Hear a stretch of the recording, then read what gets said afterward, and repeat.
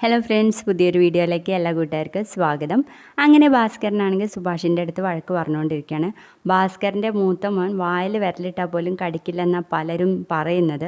പക്ഷേ ഇടയ്ക്കൊക്കെ അവനൊരു ആൺകുട്ടിയാ എന്ന് പറയുന്നതും നല്ലതാണ്. അതൊരു അന്തസ്സാ ആണുങ്ങൾക്ക് എന്ന് പറഞ്ഞിട്ട്, നാണം കെട്ടവൻ എന്ന് പറഞ്ഞിട്ട് നമ്മുടെ ഭാസ്കരൻ അങ്ങ് പോവാണ് കേട്ടോ. ഇതൊക്കെ കേട്ടിട്ട് നമ്മുടെ നിധി ആകെ ഷോക്കായി നിൽക്കുക കേട്ടോ. അത് കാണുമ്പോൾ സുഭാഷ് പറയും, എന്താ മോളെ പേടിച്ചു പോയോ, ചുമ്മാതയാ എന്ന് പറയുന്നു.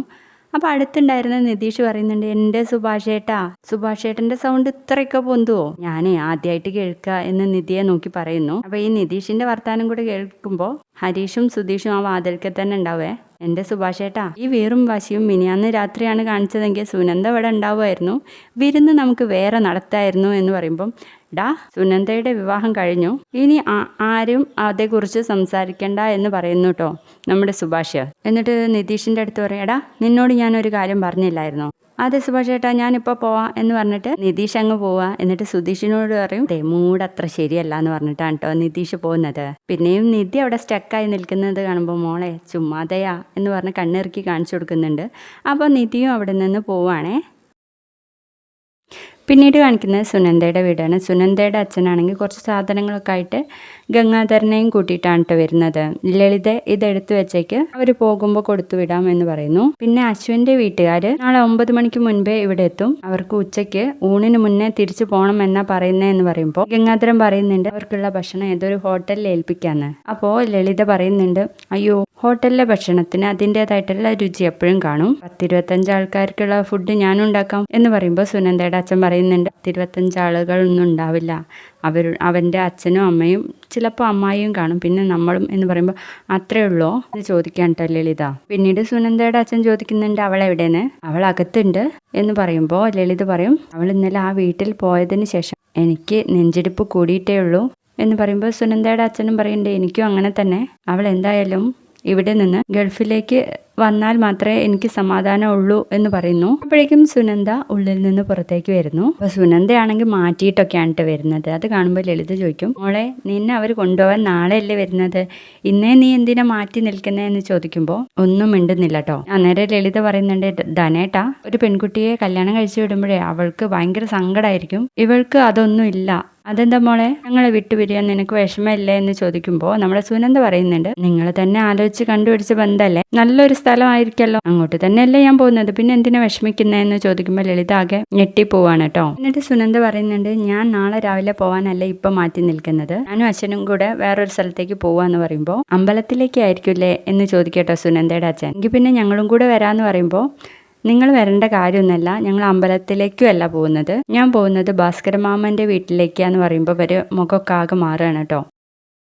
ഞാൻ അശ്വിനെയും കൂട്ടി ഇന്ന് അങ്ങോട്ട് ചെല്ലാമെന്ന് സുഭാഷേട്ടനോട് പറഞ്ഞിട്ടുണ്ടെന്ന് പറയുമ്പോഴേക്കും ലളിത പറയും, ധനേട്ടാ, ഇത് കേട്ടില്ല ഇവള് പറയുന്നതെന്ന്. അപ്പോഴേക്കും സുനന്ദയുടെ അച്ഛൻ എണീറ്റിട്ട്, കരണക്കുട്ടിയെ നോക്കി ഒന്ന് തന്നാലുണ്ടല്ലോ, കല്യാണം കഴിഞ്ഞെന്ന് വിചാരിച്ച് എന്തു ആവാന്നോ, എന്തിനാടി ഇനിയും അവിടേക്ക് കെട്ടിയെടുക്കുന്നത് എന്ന് ചോദിക്കുമ്പോൾ ലളിത പറയും, മോളെ, നീ അവിടെ പോയിട്ട് യാത്ര പറഞ്ഞു വന്നതല്ലേ, പിന്നെ എന്തിനാ നീ വീണ്ടും അങ്ങോട്ടേക്ക് പോകുന്നതെന്ന്. ഇത് കേൾക്കുന്ന ഗംഗാധരനും പറയുന്നുണ്ട് കേട്ടോ, മോളെ, നീ എന്താ ഈ കാണിക്കുന്നേ, നിന്നെ കഷ്ടപ്പെട്ട് വളർത്തി നല്ലൊരിടത്തേക്ക് പറഞ്ഞു വിട്ടതാണ് ഇവർ ചെയ്ത തെറ്റ്, അവരെ നീ ഇങ്ങനെ കഷ്ടപ്പെടുത്തണോ, ഇതിനിങ്ങനെ ബുദ്ധിമുട്ടിക്കുന്നതെന്ന് ചോദിക്കുമ്പോഴേക്കും സുനന്ദ പറയും, അത് എന്താ ഇത്ര ബുദ്ധിമുട്ടാവാൻ, ഞാൻ ഭാസ്കരമാമയുടെ വീട്ടിൽ പോയി എന്ന് വിചാരിച്ചിട്ട് എന്താ അതില് ഇത്രയ്ക്ക് ബുദ്ധിമുട്ടാൻ, ഞാനവിടെ യാത്ര പറയാൻ വേണ്ടിയിട്ട് പോയി, പോരാൻ നേരത്ത് ഞാൻ അശ്വിനെയും കൂട്ടി വന്നോട്ടെ എന്ന് ചോദിച്ചു. അപ്പോൾ സുഭാഷേട്ടൻ പറഞ്ഞു, എന്നാ പിന്നെ രാത്രി ഇങ്ങ് പോര്, ഭക്ഷണം കഴിച്ചിട്ട് പോവാന്ന്. അശ്വിനോട് പറഞ്ഞപ്പോൾ അശ്വിനും ഓക്കെയാണ്. ഇതിലെങ്ങനെയാ നിങ്ങളിങ്ങനെ അപമാനപ്പെടുന്നത് എന്ന് ചോദിക്കുമ്പോൾ സുനന്ദയുടെ അച്ഛൻ ദേഷ്യം കൊണ്ട് തലയും താഴ്ത്തി നിൽക്കുവാണേ.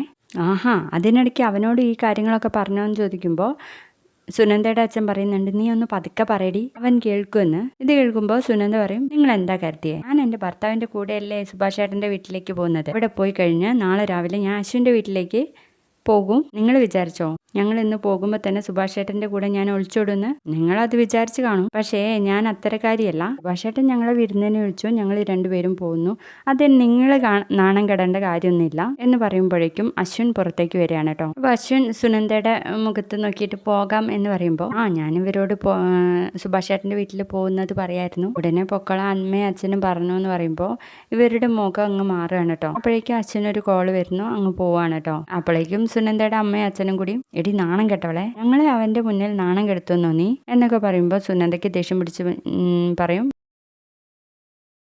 ഞാനേ അശ്വിനോട് സുഭാഷ് ഏട്ടനും ഞാനുമായിട്ടുള്ള ബന്ധം എന്താന്ന് പറയാം. ഞാൻ തലേന്ന് രാത്രി കല്യാണം കഴിക്കാൻ വേണ്ടിയിട്ട് സുഭാഷ് ഏട്ടൻ്റെ അടുത്തേക്ക് ഒളിച്ചോടി പോയതും പറയാം. എന്താ പറയണോ എന്ന് ചോദിച്ചിട്ട് നിൽക്കുന്ന സമയത്ത് നമ്മുടെ അശ്വിൻ തിരിച്ച് കയറി വരികയാണ് കേട്ടോ. ആ സമയത്ത് എന്താ പറയാനുള്ളത് എന്ന് ചോദിക്കുമ്പോൾ ഒന്നുമില്ല. നിന്നോട് ഭാസ്കരന്റെ വീട്ടുകാരൻ നമ്മളോട് പിണങ്ങിയത് എന്തിനാന്ന് പറയണം എന്ന് പറയായിരുന്നു. അത് വെറും സ്വത്ത് തർക്കം എന്ന് പറയുമ്പോൾ നമ്മുടെ അശ്വിനും പറയുന്നുണ്ട് കേട്ടോ, ഞങ്ങളുടെ നാട്ടിലും ഉണ്ട് ഇങ്ങനെ പല തർക്കങ്ങളും, അതില്ലാത്തവരുണ്ടോ എന്നൊക്കെ ചോദിച്ചിട്ട് സുനന്ദയും കൂട്ടിയിട്ട് സുഭാഷിൻ്റെ വീട്ടിലോട്ട് പോവാണ്.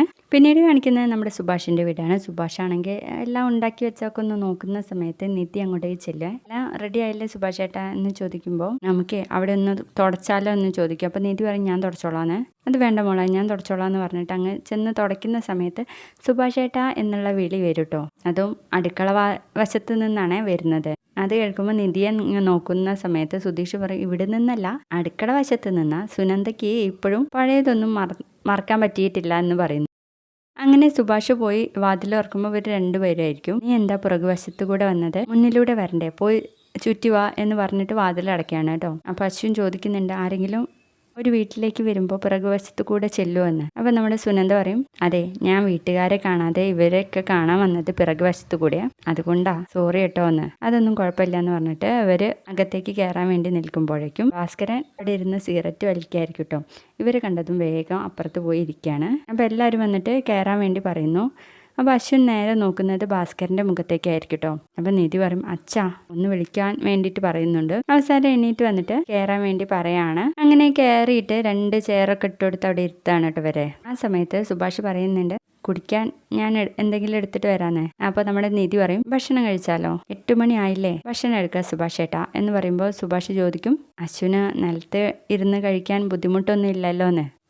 എനിക്ക് ബുദ്ധിമുട്ടൊന്നും ഇല്ല എന്ന് പറഞ്ഞിട്ട് അശ്വിനും സുനന്ദയും കൂടെ നിലത്തിരുന്നിട്ട് ഭക്ഷണം കഴിക്കാൻ ഇരിക്കുകയാണ്. അവരൊക്കെ കൂടി വിളമ്പി കൊടുക്കുകയാണ് കേട്ടോ. ആ സമയത്ത് നമ്മുടെ സുനന്ദ പറയും സുഭാഷ് ഏട്ടൻ്റെ ഭക്ഷണം കഴിക്കാനാണ് ഞാൻ ഇടയ്ക്കിടയ്ക്ക് ഇങ്ങോട്ട് വരാറുള്ളത്, ഭയങ്കര ടേസ്റ്റാണ്, ഓരോന്നും എടുത്ത് കഴിച്ച് നോക്കിയെന്ന് പറയും. അപ്പോൾ അശ്വിനും കഴിച്ച് നോക്കിയിട്ട് പറയും നല്ല ടേസ്റ്റ് ഉണ്ടെന്ന്. അതിനിടയ്ക്ക് ചോദിക്കുന്നുണ്ട് അശ്വിൻ നിങ്ങളെല്ലാവരും കൂടി കഴിക്കുന്നില്ലേ, അവിടുത്തെ അമ്മാവൻ കഴിക്കുന്നില്ല എന്ന് ചോദിക്കുമ്പോൾ നമ്മുടെ ഹരീഷ് പറയും ഇല്ല അച്ഛനിപ്പോൾ കഴിക്കൂല, കുറച്ച് കഴിഞ്ഞേ കഴിക്കൂ എന്ന് പറയുന്നത് കേൾക്കുമ്പോഴേക്കും ഭാസ്കരൻ എഴുന്നേറ്റ് വരുന്നുണ്ട് കേട്ടോ. അതെ, ഞാൻ ഇത്ര ഹെവി ആയിട്ട് ഫുഡ് കഴിക്കാറില്ല, രാത്രി പിന്നെ ലേറ്റായേ ഞാൻ കഴിക്കാറുള്ളൂ, പക്ഷേ ഇന്നെന്തായാലും നിങ്ങൾ വന്നുകൊണ്ട് നിങ്ങളെ കൂടെ കഴിക്കാന്ന് പറഞ്ഞിട്ട് അവിടെ തൂണും ചാടി ഇരിക്കുക കേട്ടോ. അങ്ങനെ ഭക്ഷണം കഴിക്കുന്നതിനിടയ്ക്ക് അച്ഛനോട് അവിടെ എങ്ങനെയാ നല്ല സാലറി ആണോ, മോൾ ഇങ്ങോട്ടേക്ക് വരുന്നതിന് അമ്മ വഴക്ക് പറഞ്ഞില്ലേ എന്നൊക്കെ ചോദിക്കുന്നു. അത് പിന്നെ വഴക്ക് പറയാതിരിക്കൂലല്ലോ, ഞാൻ അശ്വിൻ്റെ കൂടെ ഇങ്ങ് പോന്നു, ഇനി അശ്വിൻ പറഞ്ഞതല്ലേ ഞാൻ കേൾക്കേണ്ടത് എന്നൊക്കെ ചോദിക്കുന്നു കേട്ടോ സുനന്ദ. അപ്പോൾ അശ്വിൻ പറയുന്നുണ്ട് എനിക്ക് 1 ലക്ഷം എന്നൊക്കെ പറഞ്ഞ